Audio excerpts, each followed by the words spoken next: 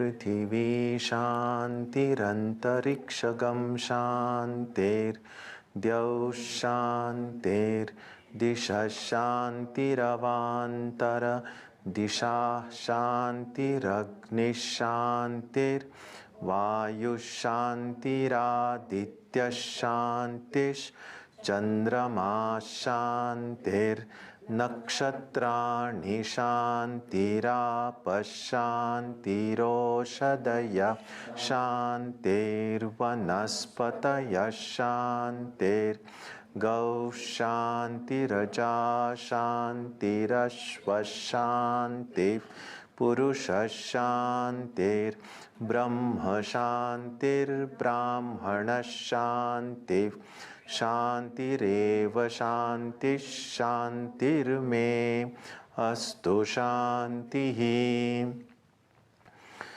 May there be peace on earth and in the sky. May there be peace in the water and in all directions.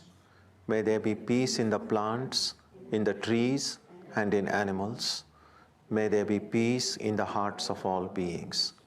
May there be peace in everyone and in everything.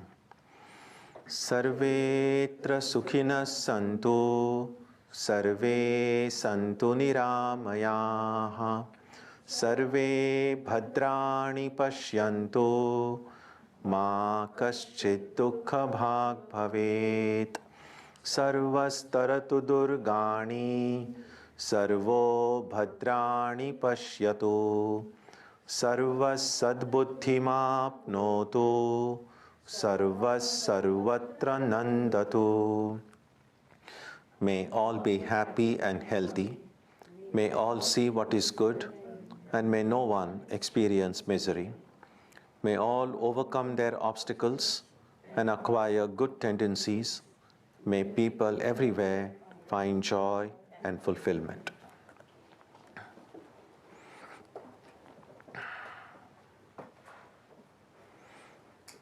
Let us now spend some time touching the center of peace and joy in our hearts.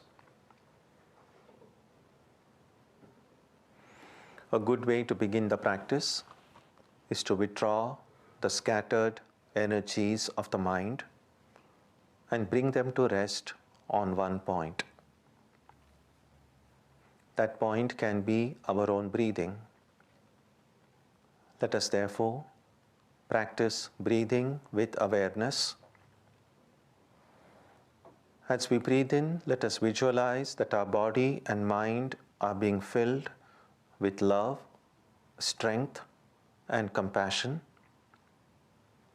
And as we breathe out, let us release all the stress, anxiety, and exhaustion in the body and mind. Let us practice this way for a while.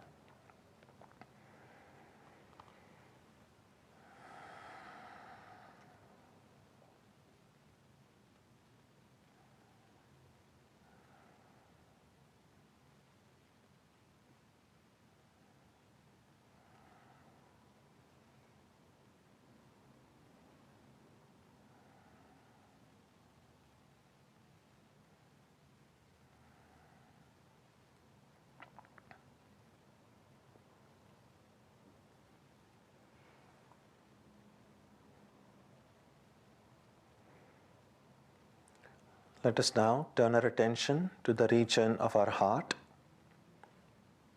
Although God is present everywhere and in everyone, the divine presence can be felt most clearly in our hearts. We can meditate in any way we have been taught. To remain focused, we can take the help of a short mental prayer or a mantra or a divine name. Let us now spend some time dwelling on the presence of God in our hearts.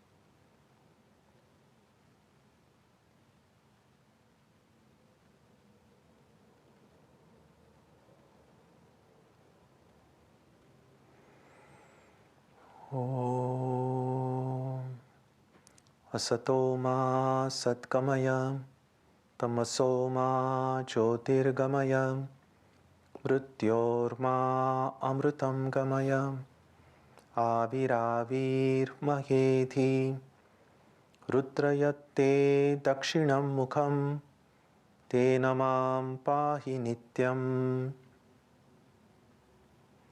May the Divine lead us from the unreal to the real, from darkness to light, from death to immortality.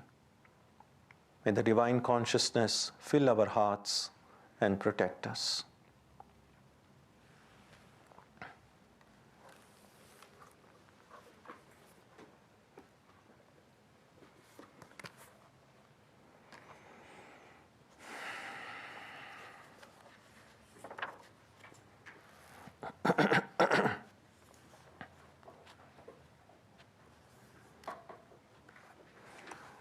So last week we saw this big description of the Vishwarup Darshan, the cosmic form that Krishna showed to Arjuna. We have also seen that this was an act of grace. When Arjuna requested Krishna, show me as you truly are, Krishna tells him that you cannot see me with these eyes. You will need a divine eyes. You will need a certain clarity in order for you to see the deeper truth. And then Krishna says, I give you that. So this was clearly an act of grace. The second thing we saw, that although the vision itself gets often described as the cosmic form, it does not constitute the completeness or the totality of the divine. Well, the divine God is infinite, so no manifestation of God in whichever vision or whichever form can be said to be complete.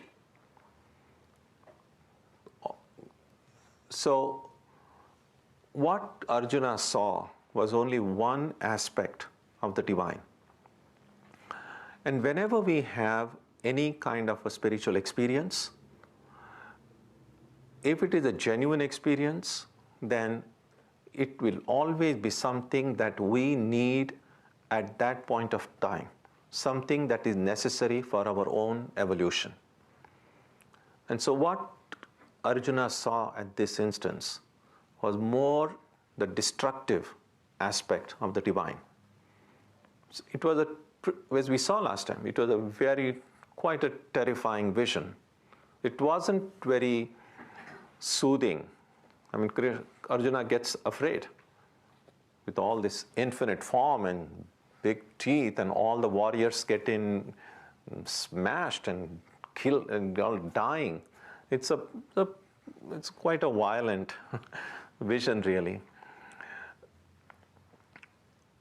Arjuna was given that vision because at that point, that is exactly what he needed. Remember the scene. The whole context is on the battlefield. It is really about killing and violence. And Arjuna had this doubt, what is the right thing for me to do? He was not even sure whether, first of all, whether they are going to win.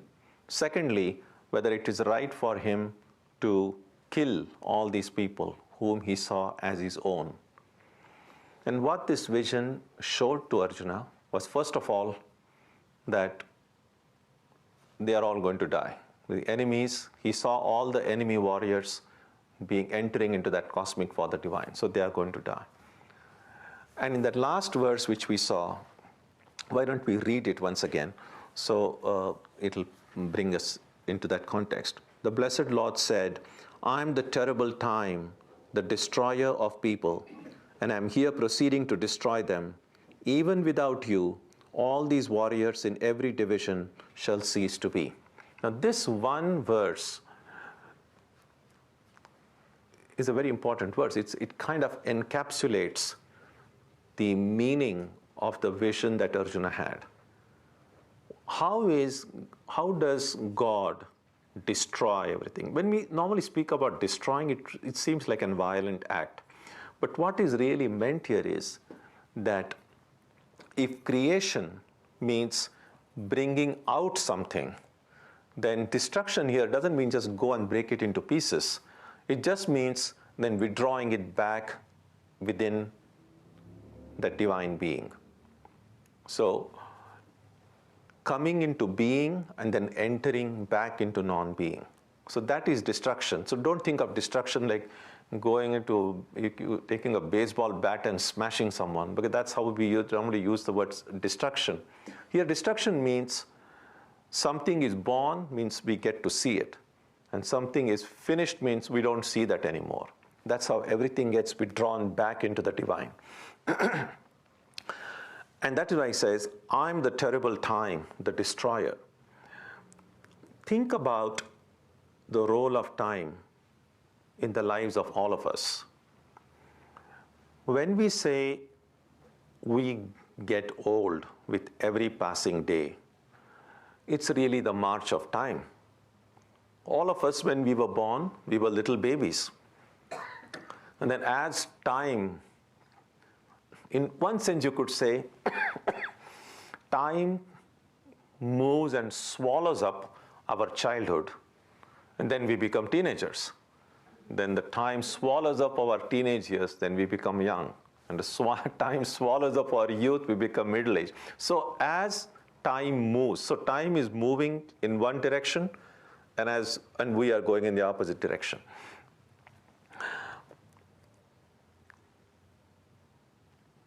There is one hymn, actually a composition, which speaks about the role of time. And it's a very interesting statement we find there. It says, Kalona yata vayameva yata. So normally we speak about passing time, or time is passing. And what this statement says is, time doesn't pass. It's we who pass. So time is infinite. Time is just there. But because we pass, we think it's time, we are stationary, and it's time that is moving. And so it's time that really destroys everything, in the sense, with the passage of time, everything slowly gets old and everything is slowly reaching towards destruction. Sometimes we tend to think of death as an event. It's something that happens. But it's more accurate to say that death is not an event. Death is a process, actually a completion of a process. The moment we are born, with every passing moment after that, we are going one moment closer to death. This is not a very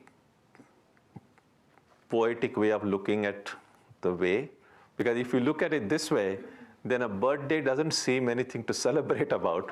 It just seems so much like, well, we have gotten 1 year closer to our death. So don't think about it when your birthday comes. But that's the reality in some ways. So when the moment we are born, we are already begun our march towards our death. And what we call death is only a completion of that process. So the process already begins. So in some sense, we are all on a death row.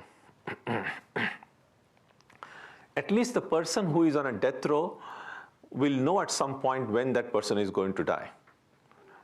We are on a death row without even knowing what date has been set aside for our execution. Again, I'm not saying things which are very pleasant to hear, but the Gita is not really meant only to make us feel happy. It's also made to make us think a little bit deeply. If possible, even to make us a little bit uncomfortable. Not too much, but a little bit uncomfortable. So that is what Krishna means here, that I am the terrible time. So time is that comes and consumes everything. So what this vision showed was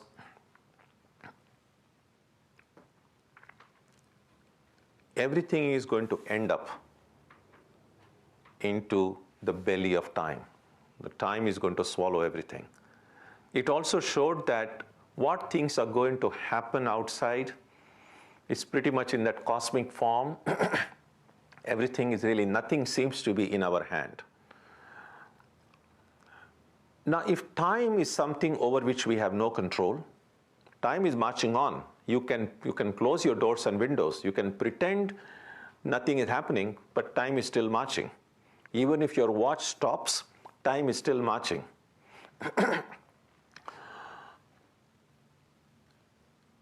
In practical terms, what can we do then?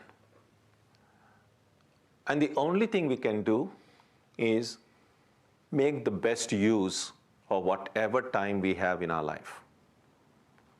Since you cannot stop time, you cannot stop what is going to happen. So the only thing we can do is, as much as it lies in our power, do the right thing. Do what is good.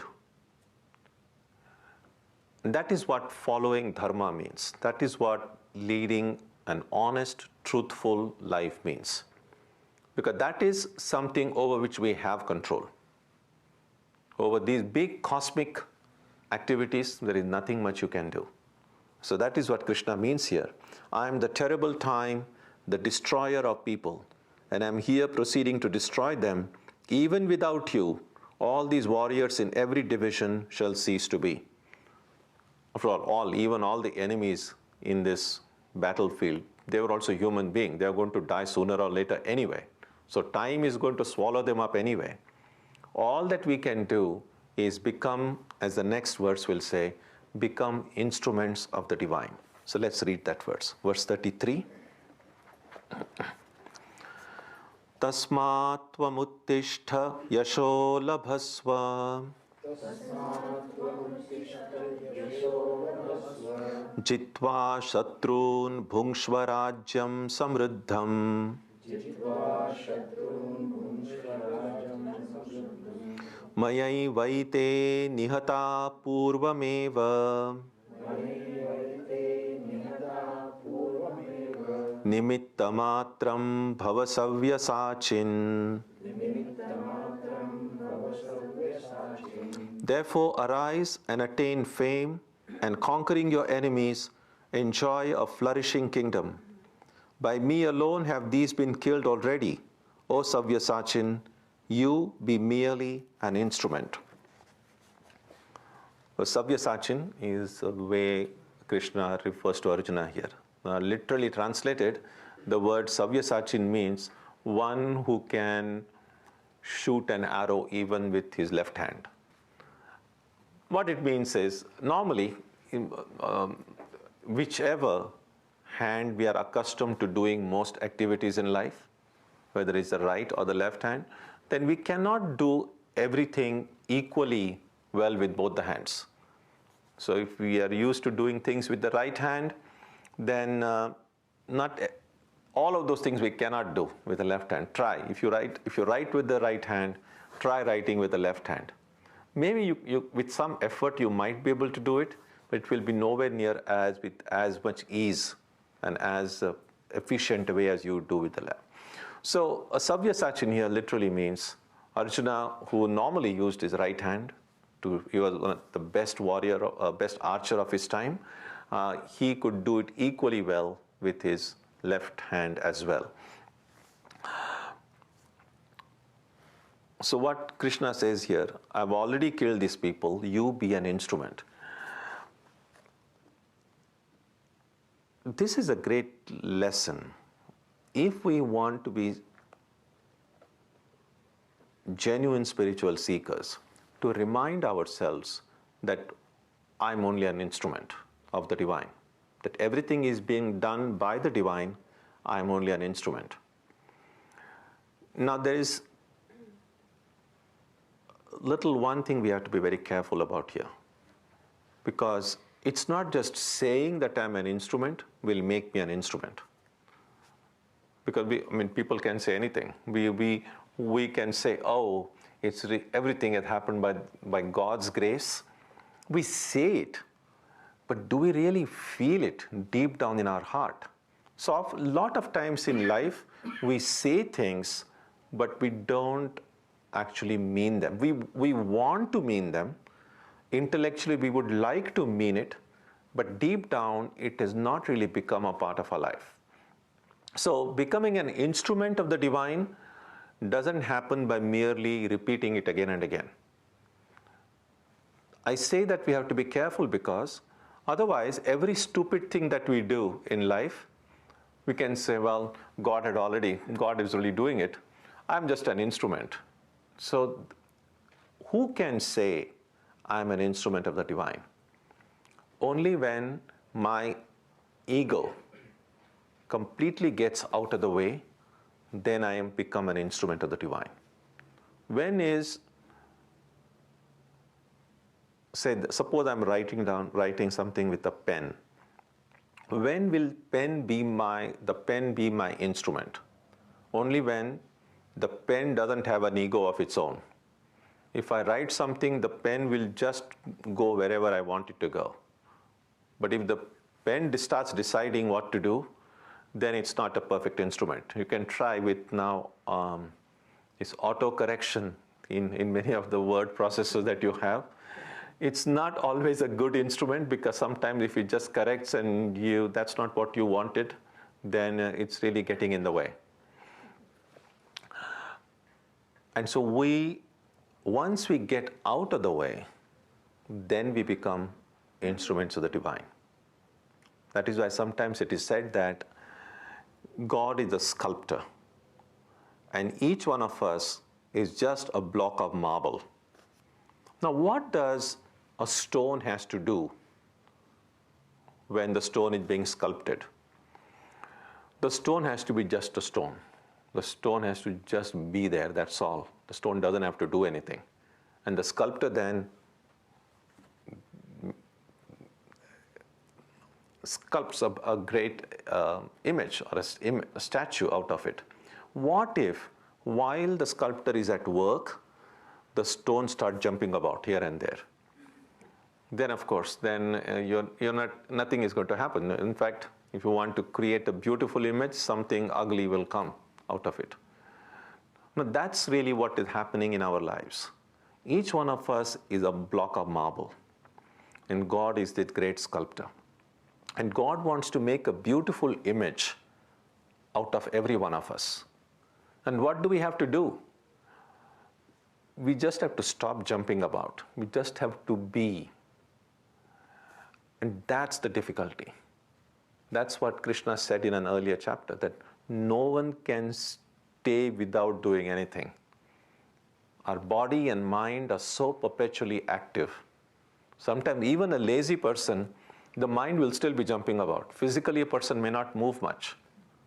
So as long as we have the feeling, I need to do this, I have got to do this, as long as this I is active, we have not really become instruments of the divine.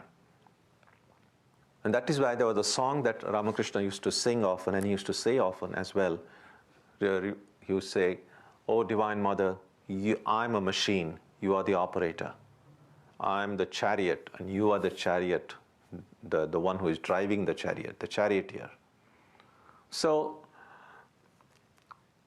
be an instrument already is not simply an instruction that Krishna gave Arjuna. This is what Krishna is telling to all of us. Be an instrument means try to get your own ego out. Now we say, well, it's kind of easy to say get your ego out. How can we do it? The first thing to do is to acknowledge that we have an ego. We all have an ego, but not everybody acknowledges it. Many of us think, oh, I'm a great bhakta, I'm a great devotee, so everything is happening through God's will. No, we have our own egos. When it is convenient, we want to think God does everything. But what you want to have for dinner today, or where you want to go this weekend, or where you want to go for vacation, you don't wait for God to give you that suggestion. We make our own plans. So we can't be like part-time instruments. If we are instruments, we are instruments. If we are not, we are not. So it's good to acknowledge right now that, well, we haven't become instruments yet. So I have my own little will, and God has this big cosmic will. Now we also know from this vision that God's will is the will that is going to be operational. My will really is not going to make much difference. So I have a will, it's not of much use really. But God's will is really one that will happen. Things will happen according to God's will, but not according to my will. So then what shall I do with my will? I'm not able to get rid of it. So the first thing we can do, at least, is when we pray and say, God, I have this little will of my own. Please help me make my will as close to your will as possible. And that would be, I think, a good prayer. That, yes, I have my own little ego. I have my own hopes and fears and ambitions. There are things I want to do. But make me want to do the things that you already want me to do. Because in any case, what you want only is going to happen. So it's pointless for me to plan something else.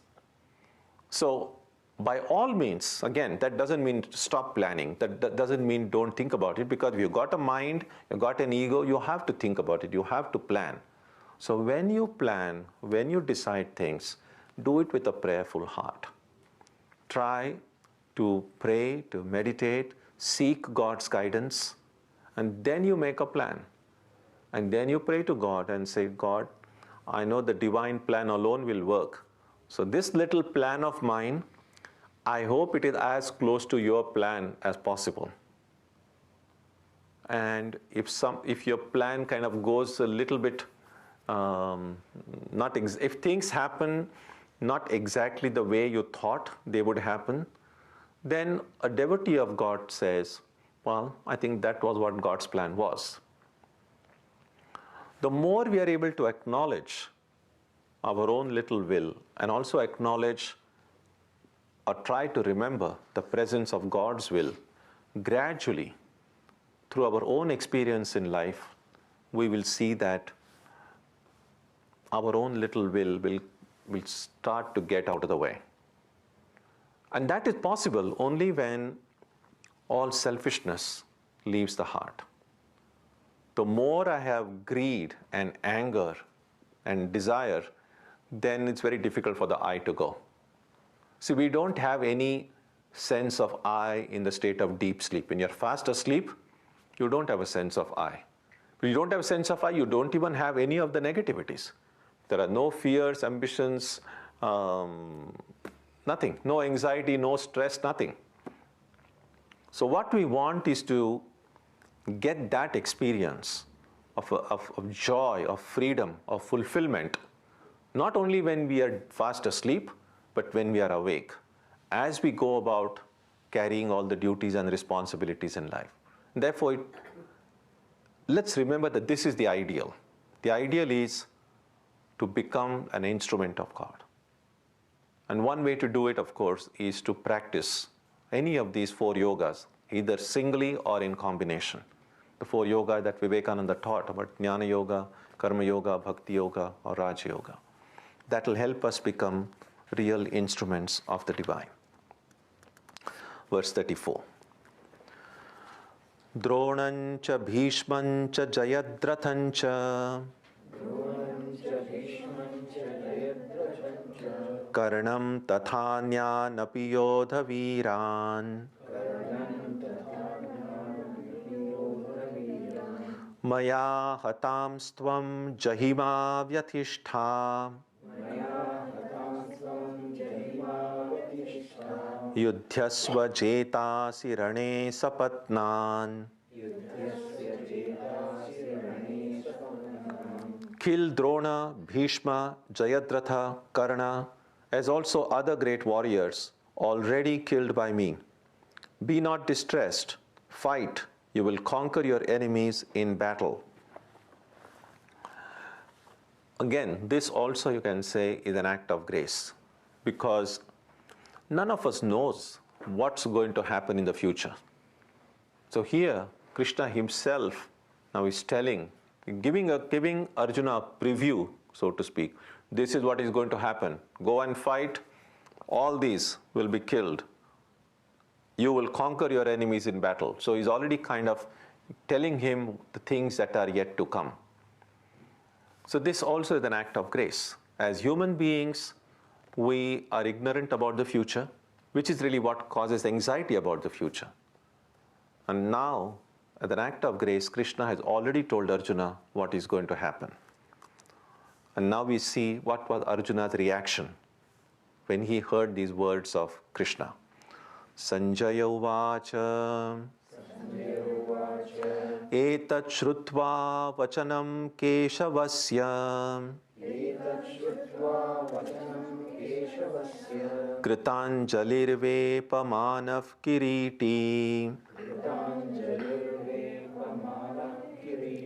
namaskritva bhuya evaha krishnam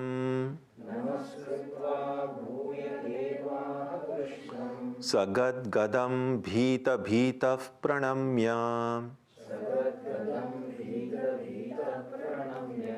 Sanjaya said, hearing these words of Keshava, the trembling Arjuna saluted with folded palms and said again to Sri Krishna in faltering accents, bowing down and in great fear.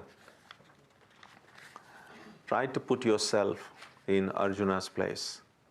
You have just had this great vision, this infinite form of the divine. So he is grateful, his words fail him, and is also greatly fear. As I said, it was a terrifying vision. So it is a combination of awe, fear, gratitude for this great grace that he received from Krishna, gratitude for revealing, for receiving that knowledge of what is going to happen, plus fear. So it's a mixture of feelings that Arjuna was experiencing. And this is what Arjuna says now. Arjuna uvacha sthane rishikesha tava prakirtya jagat prahrishyatyanurajyate cha rakshamsi bhitani disho dravanti sarve namasyanti cha siddha sanghaha.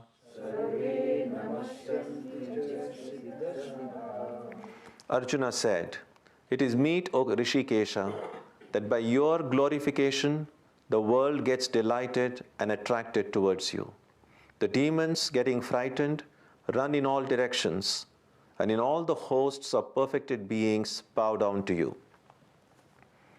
So what Arjuna says is, not only am I delighted and attracted towards you, but such is your glory, such is your power, that the entire world gets attracted towards you, gets delighted, except the demons who are frightened. It's a little bit like this.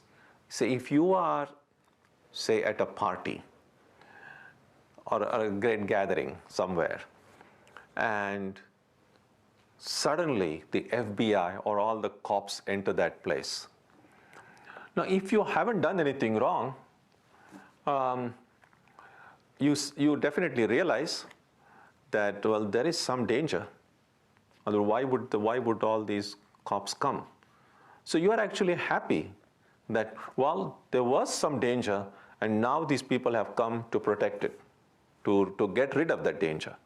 So a good number of people are happy to see that there's some amount of people who are there to maintain security, enforce law, are there. Now, among that crowd, if there are people who are going to do the mischief, who are really going to do something terrible, they are going to be frightened because they are going to get caught. So that's a kind of a very crude example. So in other words, when the power of goodness is present, the people who are good are happy. The people who want to do something bad are terrified because this power is going to then destroy them. And everyone else then bow down with gratitude that because of this power of dharma, all those who are following adharma, the wrong path, they are going to be destroyed. And so what Arjuna says here is, looking at your great form, the world is charmed and attracted. But those people who are wicked, they are terrified because they won't be able to practice their wickedness anymore. And everyone is grateful for your presence. For you are the one who maintain that dharma in life and destroy what is adharma or wickedness. 37. Kasma chatena nameran mahatman gariyase brahmanopyadi kartre ananta devesha jagannivasa Tvamaksharam sadasat tatparam yat. And why should they not, O noble soul, salute you, the original agent, who are greater than even Brahma, O infinite being, O ruler of the gods, O abode of the world, you are the imperishable, the manifest and the unmanifest, and that which is beyond. Here you find, this is a great invocation. So out of the fullness of his heart, out of gratitude, Arjuna sees this great divine being and says, we salute the original agent. The original agent really means, really what we said in the beginning, everything is being done really by God. Because of our ego, we think that we are doing it. There is a Bengali song which Ramakrishna used to sing, that, "O Divine Mother, you are doing everything. You continue to do everything in the world, but out of foolishness, people think that I am doing it." And that is what is meant here. The original agent means the one who does everything. The power to do comes from God alone. And we mistakenly think that the power is ours. It's a little bit like when we say, well, I made this garden. I worked hard and I grew these trees. Actually, no. We haven't done anything. There was sunlight needed for that, water, soil. We didn't produce the sunlight, we didn't produce the water, we didn't produce anything. Everything was already there. Well, we might have been instruments in bringing all these ingredients together for a plant or a tree to grow. But the things were already there. So that, it's a little bit clear with regard to these things, but that's true with everything that we do in life. That we, just as the hand is the instrument that we have, we ourselves are an instrument in the hands of God. That is the idea.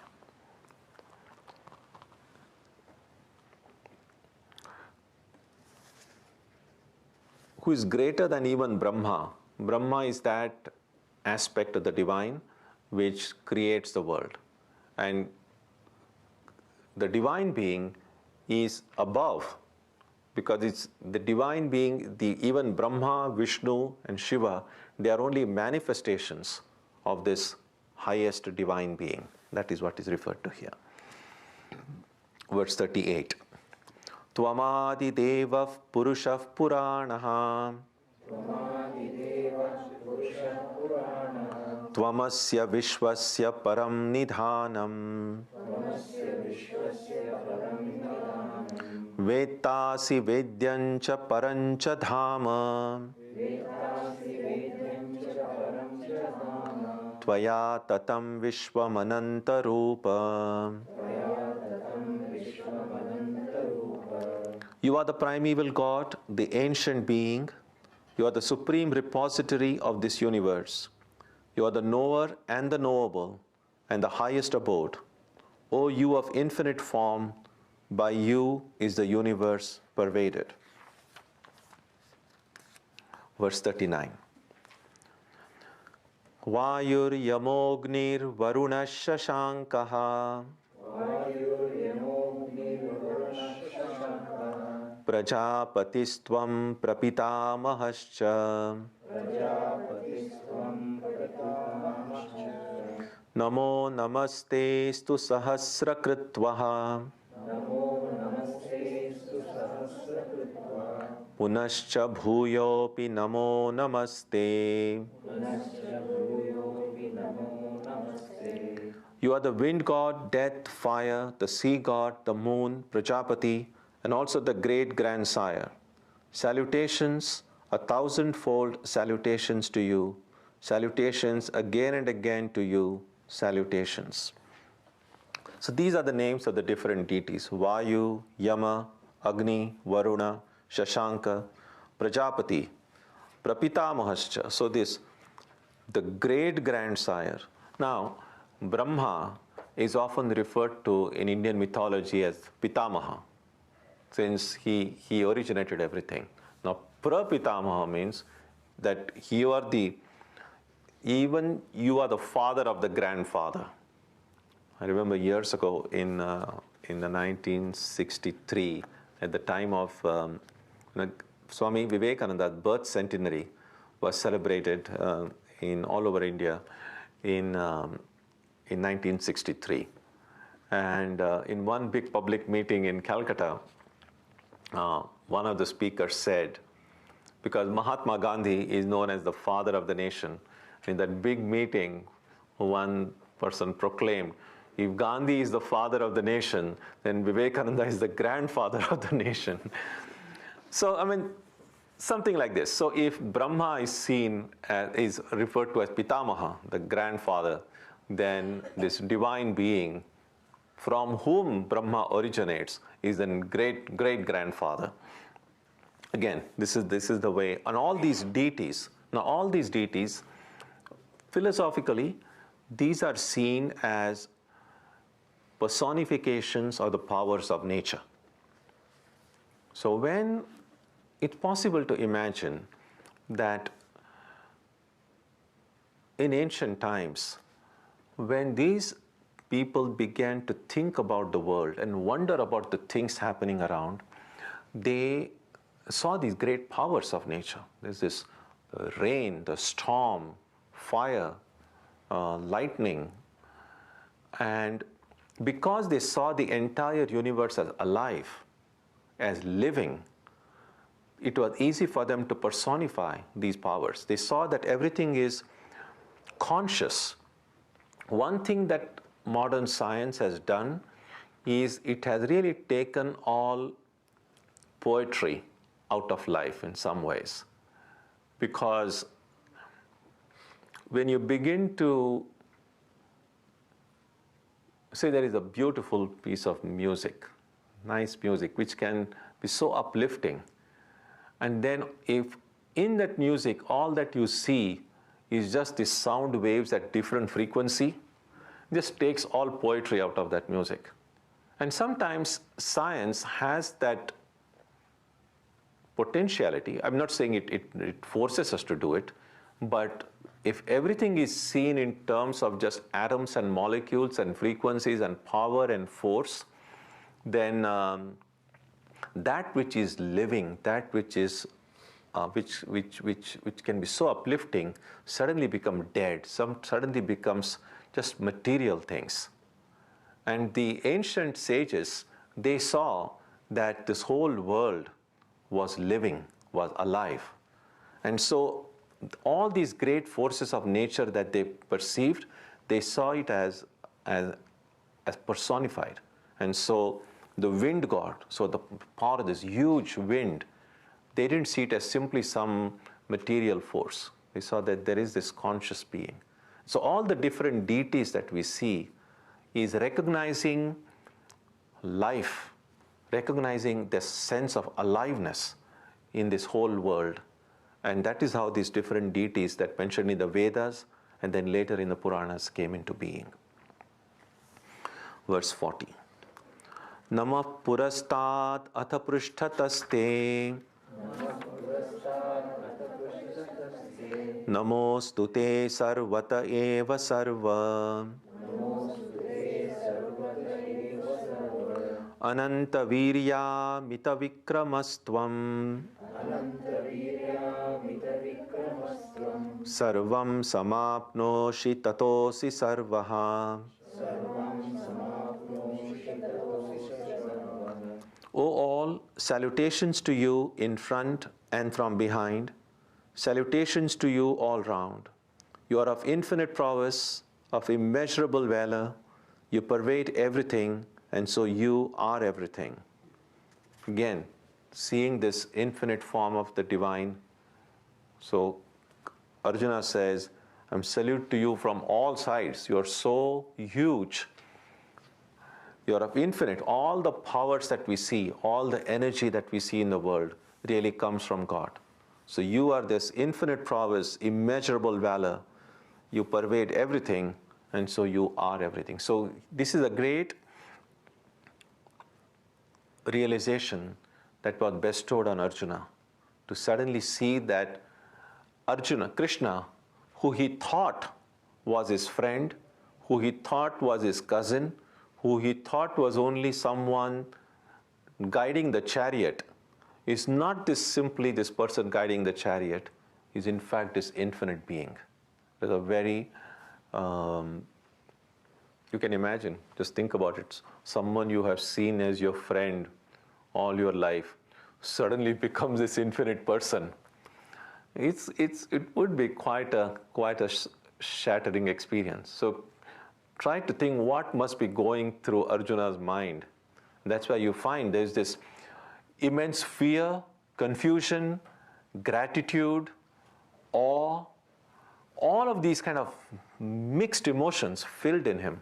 And you can see that is getting expressed a little bit through these different adjectives and words that Arjuna uses. So up to this point, whatever we have seen today, do you have any comments, questions? Yeah, Vikram? So Swamiji, you'd mentioned that we can say we're an instrument of God only when we have truly given up the ego. And I agree, unlikely we will attain that state permanently, but is it true that sometimes in some activities we truly do without ego? So in those states we can consider as a son, as a father, as a devotee, that we are an instrument of God? And can we start there and try to extend it to other parts of our life? Yes, that's a good question. What Sri Ramakrishna called, he used the word the ripe I and unripe I. We could say a ripe ego and unripe ego. So since getting rid of ego, he used to say ego is like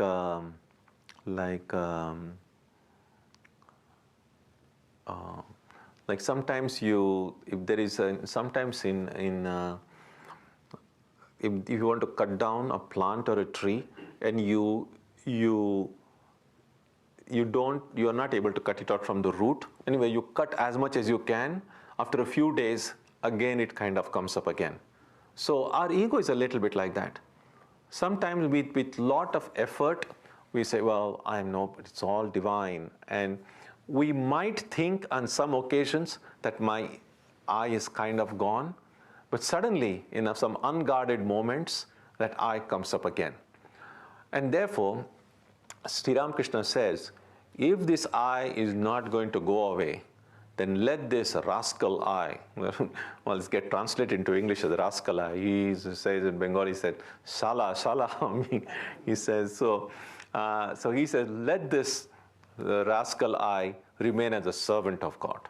So the other idea is this, if my I is going to remain, then the choice I have right now, although the ultimate goal is to get rid of the I, right now I'm not able to do it.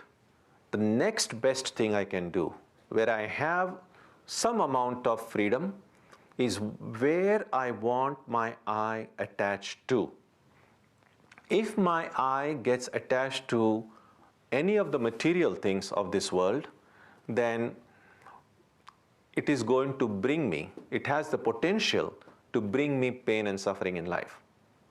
And all of the ego trips that we all go to, that ego could be attached to our own scholarship, our own beauty, our own lineage, our own wealth, any number of things. Oh, I'm wealthy, I'm a scholar, I am the best among everybody. So all of these kind of egos have the potential to bring pain in our lives. On the other hand, if I can keep this I, but attach it to God and say, among the different identities I have in life, I want to promote the identity, I'm a devotee of God, I'm a child of God, I'm a servant of God. I sometimes say that all of these identities are like credit cards, for instance. So sometimes people have more than one cards because different cards offer different incentives. And so we may use different cards, but over time, then you discover through your own experience that some card gives you better returns than some other. And then you will find over time, although you might have more than one card, you will tend to use one card more often because it brings you greater benefit. Exactly in the same way, all of our identities are like different cards. So my identity as a human being, my identity as a Democrat or a Republican, my identity as a Red Sox fan, or my identity as whatever position you're holding in your job or in your career, or your identity as a father or a son or a daughter or a wife, all of these identity, every identity is like a different card. And you will see that people who are like political junkies will tend to use their political identity more often. So no matter where they are, they will never be able to forget whether they're a Democrat or a Republican, because that's like a dominant identity they have. So among the different identities, some identity will be dominant in our lives. So even those of us who see ourselves as devotees of God, see ourselves as believers in God, we have to see that among the different identities I have, my identity as a devotee, my identity as a child of God, how often I use that identity. Has it become my dominant identity? When I wake up the first time in the morning, the first thing in the morning, do I think I'm a child of God, or do I think, oh God, I'm late, I've got to go? So whichever is my dominant identity, that would stay with me for a longer period than other identities.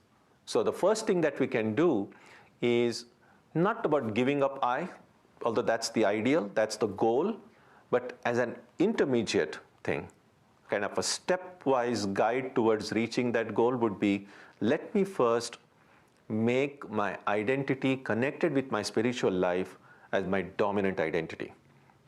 So I will have other identities also. They are not going to go away, but I will make a conscious effort to remember my connection with spiritual life more and more throughout the day. And that's why I said sometimes just keeping in your home a small picture or a symbol that reminds you of your spiritual ideal is helpful. Sometimes people can keep some photos or pictures inside their wallet or inside their purse or dangling in their cars. Now, these are all different things we do, and we have complete freedom. What things you want to place in your desk, in your workplace. So if you can keep something connected with your spiritual life, you don't have to publicize it. It's not like, we're not doing this to let the world know how spiritual you are, but it's for you to remember how spiritual you are. So it's not about letting other people know. It's about letting yourself know. And so we need to find creative ways to affirm our spiritual identity. Not necessarily publicly, but affirm to our own selves. And that is why, in addition to the mantra japa that you do in the morning and evening, even throughout the day, even if you have, say, a 30-second gap while you're doing work, it doesn't, well, you don't have to do anything. You don't have to shout or anything. You can just remember your mantra just once. That will not take even 2 seconds. And if I can remember that several times throughout the day, then I'm remaining in touch with my spiritual identity to the extent I'm able to do it. Then you will see, the more I'm able to remain in touch with my spiritual identity, the better the quality of your prayer and meditation becomes in morning and evening. Because if you remember God in the morning and then don't remember God at all in the middle, then again in the evening, it takes a time. It's not impossible, but again it takes time. But if you find ways to remember your identity several times throughout the day, again, as I said, it doesn't take even 2 or 3 seconds. And none of us can say we are so busy, I don't even have a second. We cannot, I don't think that would be an honest statement. So if we want, if we truly want, it's possible to remember God. Sometimes if you have some kind of a reminder or something, say every half an hour or every 15 minutes, you hear some, nowadays there are several apps available if you want, you can do like that and say every time, or even if you have a clock which makes the sound at every hour, you can say, well, every time I'm hear that sound, I'm going to repeat my mantra once. So you can find ways to remind yourself of how to do it. And the more creative you become in your spiritual life, the more the progress you will make. So that's the idea. Anything else? Okay, so we will meet next week, and we will begin next week with verse number 41. Om Jananim Saradam Devim Ramakrishnam Jagadgurum Padapadme Tayo Shritva Pranamami Muhur Muhu. We bow down to Ramakrishna and Holy Mother.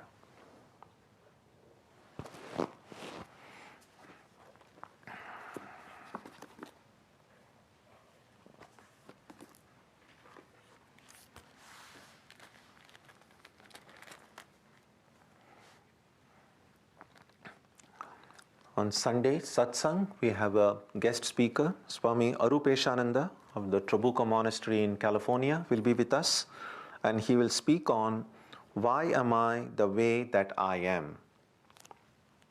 So they say there are already 2 I's there, so we'll have some discussion about a lot about what we spoke today, about the ego, or what does this I, the identity, means. So you're welcome for this program. Next Wednesday, we will continue with the study of the 11th chapter of the Gita. Tuesday and Saturday, our Aarti and meditation will also continue as usual. So let's conclude now with a prayer on page 3 of your books.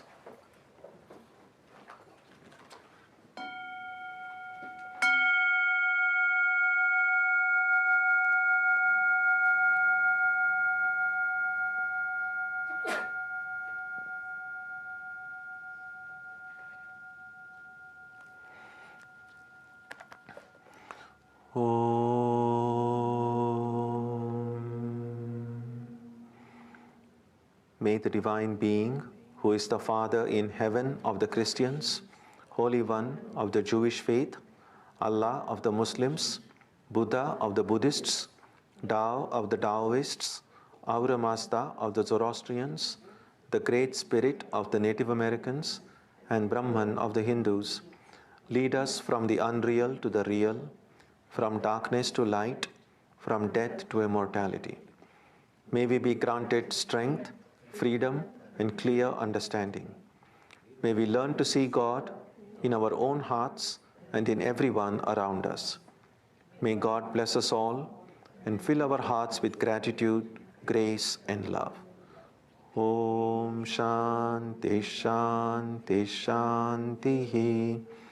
Peace, peace, peace be unto all.